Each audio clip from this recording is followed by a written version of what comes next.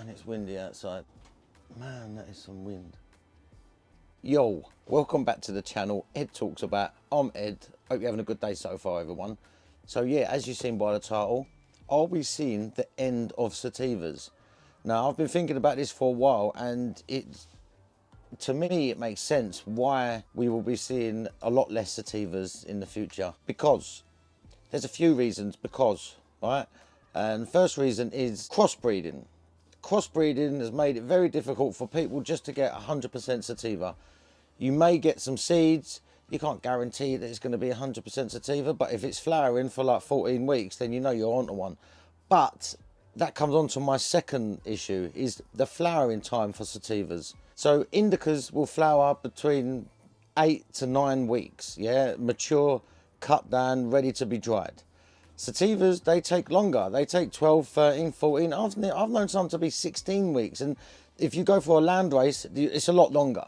So when it comes down to these flowering times, companies, especially now everything's starting to become legalized everywhere, medicinally, recreationally, whatever you want, these companies don't want to spend the money on the extra flowering period time. So if you think about it, you're running your electricity for, let's go 9 weeks. Yeah, let's go 9 weeks for your flowering period.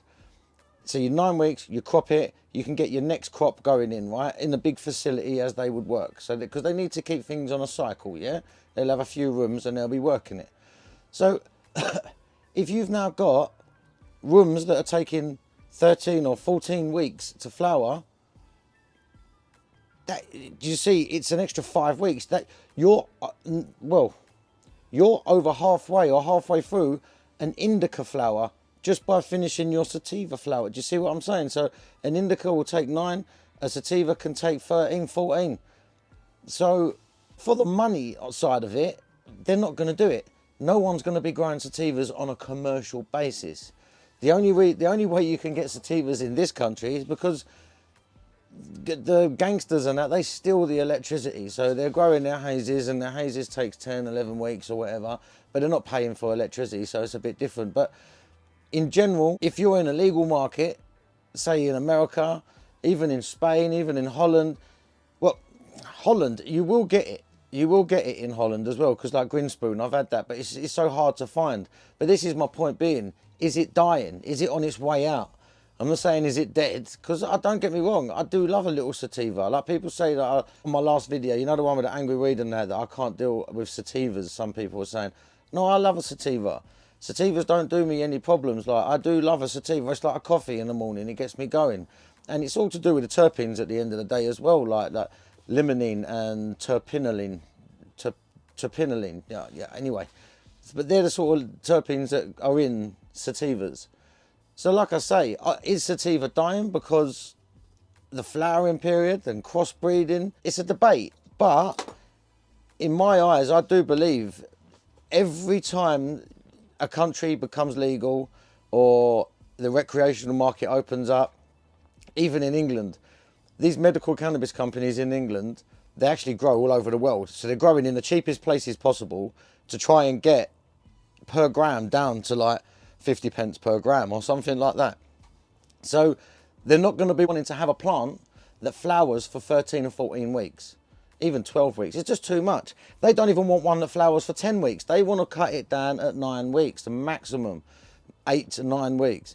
So the longer it takes to flower, the more money they're losing, the more the product is going to cost the end user, because they need to recuperate money from the electricity.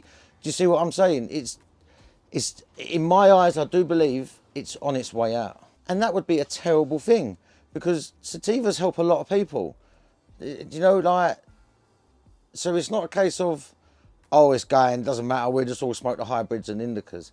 No, that's not the point. The sativas actually help people, but I can see on the money side of it, on the corporate side of it, it's not going to be worth their while.